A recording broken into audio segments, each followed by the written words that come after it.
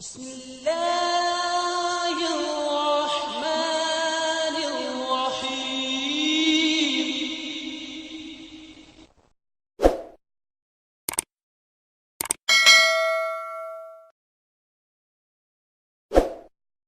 سوال بھی اٹھتے ہیں وہ یہ مشہور مسئلہ کفر و اسلام ہے، کون کافر ہے کون نہیں ہے، کون دائرہ اسلام کے اندر ہے کون اس سے باہر ہے۔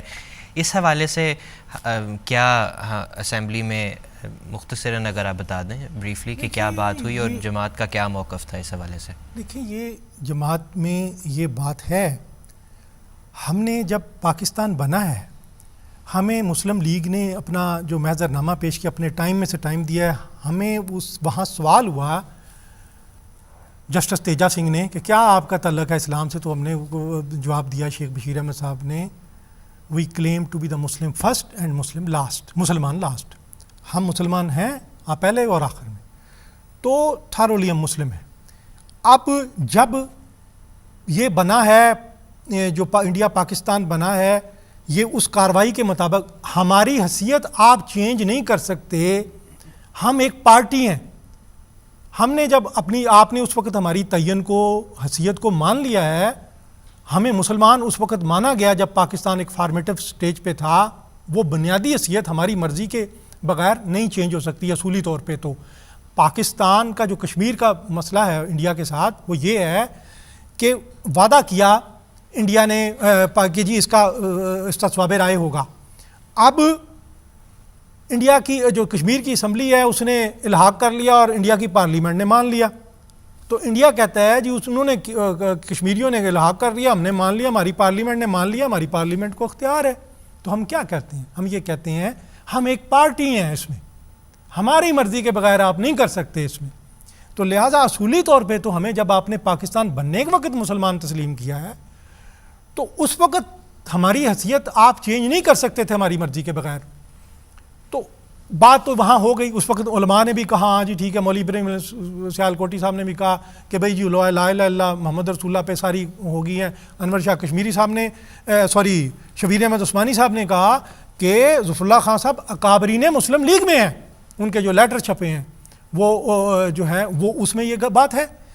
بعد میں دیکھیں انہوں نے حوالے پیش کیا، جی آپ نے کبھی ان کو، ہم نے یہ کہا ہے کہ جو آدمی اپنے آپ کو اسلام کے ساتھ کلمہ پڑھتا ہے، قرآن کو آخری کتاب مانتا ہے، حضرت صلی اللہ علیہ وسلم کو آخری شریف نبی مانتا ہے، وہ جو ہے اس کو حق ہے مسلمان کہلانے کا، ہم یہ نہیں کہتے۔ بعض جگہ بعض چیزیں کتابوں میں موجود تھیں کہ وہ جو ہے وہ کافر ہے انکار کرنے والا، ان کو بتایا گیا کہ حدیثوں میں دو طرح کے حوالے ہیں، جیسے امام ابن تیمیہ فرماتے ہیں فسق دو قسم کا ہوتا ہے، ظلم دو قسم کا ہوتا ہے، کفر دو قسم کا ہوتا ہے۔ ایک کفر وہ ہوتا ہے جس سے ملت اسلامیہ سے نکل جاتے ہیں، ایک کفر وہ ہوتا ہے جس سے ملت اسلامیہ سے نکلتا نہیں ہے بندہ۔ مثلا جس نے نماز نہیں پڑھی اس نے کفر کیا، ٹھیک ہے، جو ظالم کی سپورٹ کرنے کے لیے باہر نکلا اس کی مدد کرے وہ دائرہ اسلام سے نکل گیا، یہ حدیثیں بھی ہیں۔ لیکن ایک طرف حدیث ہے جس نے ہماری نماز پڑھی، جس نے ہمارے قبلے کو اپنا قبلہ بنایا، ہمارا ذبیحہ کھایا، وہ مسلمان ہے۔ اب یہ ہے کہ حضرت صلی اللہ علیہ وسلم کے دور میں جو لوگ نماز نہیں پڑھتے تھے، کیا یا حضرت خلفائے راشدین کے دور میں ان سے زکوٰۃ جو وہ ان سے زکوٰۃ نہیں لی جاتی تھی جو نماز نظر انداز کر دیتا تھا؟ اس کا مطلب وہ انتباہ ہے ایک طرح سے کہ بھئی وہ نہیں۔ تو یہ ان کو پوری طرح وضاحت دی گئی، دوسرے فرقے کے لوگوں نے بھی کیا، میں نے ابھی ان کا ذکر کیا۔ یہ دیوبندیوں کا فتویٰ ہے عمر رشید گنگوہی صاحب کا کہ جو شیعہ جو تعزیہ نکالتے ہیں یہ بت پرستی ہے، یہ کفر ہے۔ تو اس طرح کے فتوے انتباہ کے طور پہ دیے جاتے ہیں، اس طرح ہماری تحریروں میں ہے۔ تو ان سے پوچھا گیا ہے یحییٰ بختیار نے کہ جو حضرت مسیح موعود علیہ السلام کے دعوی پر غور کر کے ان کو غلط سمجھتا ہے تو اس کو آپ کیا کہیں گے؟ تو حضرت صاحب نے فرمایا ہے کہ عمومی طور پہ مسلمان ہی سمجھا جائے گا نا۔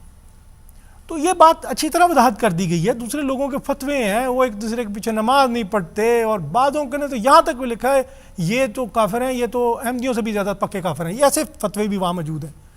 تو وہ یہ ساری چیزیں بتائی گئی ہیں، لیکن چونکہ ہاں ایک جو مسئلہ انہوں نے نکالا کہ وہ حضرت مسیح موعود علیہ السلام کی ایک تحریر ہے حقیقی مسلمان کے بارے میں۔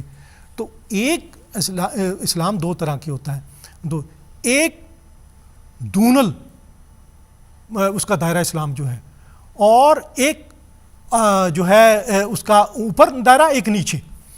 تو وہ جو حقیقی مسلمان ہے وہ اس کا مطلب وہ ہے جس نے اپنی توجہ اللہ کی طرف سونپ دی. بلا من اسلم وجہ اللہ واہ محسن. یہ جو کنڈیشن ہے, یہ جو چیز ہے, یہ وہ حقیقی مسلم جسے کہا جاتا ہے, جس کی سیرت ابدال میں حضرت مسیح موعود علیہ السلام اس کی ایک خصوصیت بیان کرتے ہیں کہ ایسے حقیقی مسلمان کو بعض باتیں مادی ذرائع کے بغیر اسے خوشخبری بتا دی جاتی ہے. وہ اس درجے پہ ہوتا ہے جس پہ صوفیاء ہوتے ہیں. جیسے حضرت خواجہ معین الدین چشتی رحمۃ اللہ علیہ, ان کو پرتھوی راج نے بلا کے کہا, اجمیر میں تھے وہ, کہ آپ یہ علاقہ چھوڑ دیں. تو آپ نے فرمایا 3 دن کی بات ہے. تو اس نے کہا کہ 3 دن میں کہہ رہے ہیں چلے جائیں گے, لیکن اللہ تعالیٰ نے ان کو خبر دے دی تھی کہ 3 دن میں. 3 دن بعد شہاب الدین غوری ڈنڈا لے کے آ گیا اور اسی میں پرتھوی راج مارا گیا. یہ خبر کس نے دی تھی؟ ظاہر اللہ تعالیٰ نے خبر دی تھی نا ان کو. آپ لوگ کہتے ہیں جی نبوت ختم ہوگی, جی نبوت ختم ہوگی, تو یہ خبریں کیسے آ رہی ہیں؟ اسی یہ مکالمہ مخاطبہ کو ہم کہتے ہیں کہ نبوت ہے. حضرت مسیح موعود علیہ السلام فرماتے ہیں کہ رہی یہ بات کہ ہم نے نبوت کا دعویٰ کیا ہے تو یہ تو لفظی نزاع ہے. مکالمہ مخاطبہ کے تو یہ لوگ بھی قائل ہیں. اسی مکالمہ مخاطبہ کا نام اللہ تعالیٰ نے نبوت رکھا ہے. تو بات یہ ہے کہ یہ جو حقیقی مسلمان ہوتے ہیں, ان کے بارے حضرت غوث اعظم کے بارے میں جیسے کہہ رہے ہیں, تو وہ ان کے ارشادات ہیں. جو حضرت غوث اعظم تو ایسے درجے پہ ہیں, اتنے بڑے درجے پہ ہیں, وہ تو یہ کہتے ہیں کہ اگر آپ کافر کو بھی دیکھیں اس کی بھی تحقیر نہ کریں, اس کو بھی حقارت کی نظر سے نہ دیکھیں, ممکن ہے اس کا خاتمہ ایمان پہ ہو اور آپ کا خاتمہ کفر پہ ہو. تو وہ تو اس طرح کے لوگ اس کے بارے میں حقیقی مسلمان جو کہتے ہیں صوفیاء کے نزدیک. حضرت ابو سعید ابو الخیر ایک بزرگ ہیں, ان کو لگ رہتے تھے عوام سے. ایک دن ان کو خیال آیا کہیں میرے اندر تکبر نہ پیدا ہو گیا ہو. تو انہوں نے کہا اس کا کیا علاج ہے؟ انہوں نے سوچا میں بھیک مانگنی شروع کرتا ہوں تاکہ پتہ لگے کہ میرے اندر تکبر تو نہیں ہے. پھر ان کو خیال آیا کہ میں نے جب ہاتھ پھیلانا لوگوں نے سونے کی ڈلیاں رکھنی ہیں, اور آخر پہ کسی نے انگور کا دانہ بھی نہیں رکھنا, اور اسی طرح ہوا. تو اس طرح پاک صاف کر کے حقیقی مسلمان جو بنتا ہے, تو اس کے بارے میں جب پوچھا جی حقیقی مسلمان جی آپ ان کو سمجھتے ہیں جو مسیح موعود کا انکار کرتے ہیں؟ انہوں نے کہا نہیں میں تو نہیں ان کو سمجھتا. تو یہ ایک درجہ ہے حقیقی مسلمان کا, یہ اس کی تعریف ہے. حقیقی مسلمان وہ کیا ہوتا ہے؟ حقیقی مسلمان تو وہ ہوتا ہے کہ حضرت علی اور حضرت علی کرم اللہ وجہ اور امیر معاویہ کے درمیان جنگ ہو رہی تھی. رومی بادشاہ نے سوچا کہ میں حملہ کر دوں. حضرت علی کرم اللہ وجہ نے سے خط لکھا, اگر تم امیر معاویہ پہ حملہ کرو گے سب سے پہلا جو سپاہی ہوگا وہ میں ہوگا اس کے لشکر میں آگے تمہارا مقابلہ کرنے. اور آپ لوگوں نے کیا کیا؟ حقیقی مسلمان ہیں آپ لوگ. شیخ مجیب الرحمان نے انڈیا کی منتیں کر کے اور جو ہے اپنی جان تو آپ لوگوں سے چھڑوائی ہے کہ ہماری جان بچائیں ان لوگوں سے, اور آپ حقیقی مسلمان ہیں. مسلمان تو اپنا حق چھوڑ دیتا ہے.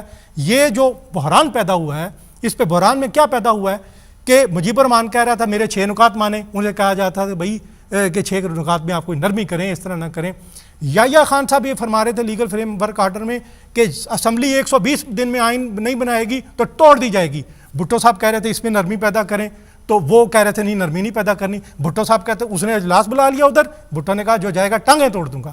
تینوں بندے وہ کہتے ہیں کہ چٹک کے وہ کیا کہتے ہیں ذرا نہ موم ہوا پیار کی ارادت سے, چٹک کے ٹوٹ گیا دل کا سخت ایسا تھا, ملک توڑ دیا تم لوگوں نے, ایسے کام تم نے کیے.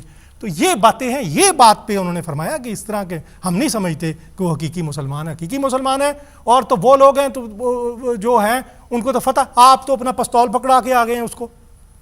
یہ حقیقی مسلمان ہے. حقیقی مسلمان کا یہ کام ہوتا ہے کہ وہ ہتھیار پھینک کے پستول کافر کے ہاتھ میں پکڑا کے آ جائے. تو یہ بات آپ نے کی ہے کہ نہیں میں نہیں سمجھتا, تو اس پہ تفانے انہوں نے مچا دیا کہ یہ ہو گیا وہ ہو گیا. تو بنیادی طور پہ آپ نے بتایا ہے کہ یہ اسمبلی میں نہ کہا گیا نہ بعد میں کہا گیا کہ ہم انہیں مسلمان نہیں سمجھتے, ہم مسلمان سمجھتے ہیں. جہاں تک حقیقی مسلمان ہونے کا تعلق ہے تو وہ ایک بڑی اعلیٰ مقام ہے, تقوی کا ایک اعلیٰ مقام ہے. اور وہ جو ہے کہ ایک مسلم جو ہے وہ دائرہ اسلام سے بلند ہوتا ہے. جیسے انبیاء کو بھی مسلم کہا گیا, ایک لو ہوتا ہے جیسے کہا گیا جو عرب جو کہتے ہیں کہ ہم ایمان لائے ہو کہ نا یہ نہ کہو. جی ٹھیک ہے. چھوٹا سا پوائنٹ میں وضاحت کر دوں, یہ حضرت خلیفۃ المسیح ثالث رحمہ اللہ نے بہت پہلے اینٹیسپیٹ کر لیا تھا. بات یہ تھی جو سرحد میں پارٹی نیب تھی یا بلوچستان میں پارٹی, ان کے بھی مقاصد اسی طرح کے تھے جیسے شیخ مجیب الرحمان صاحب کے.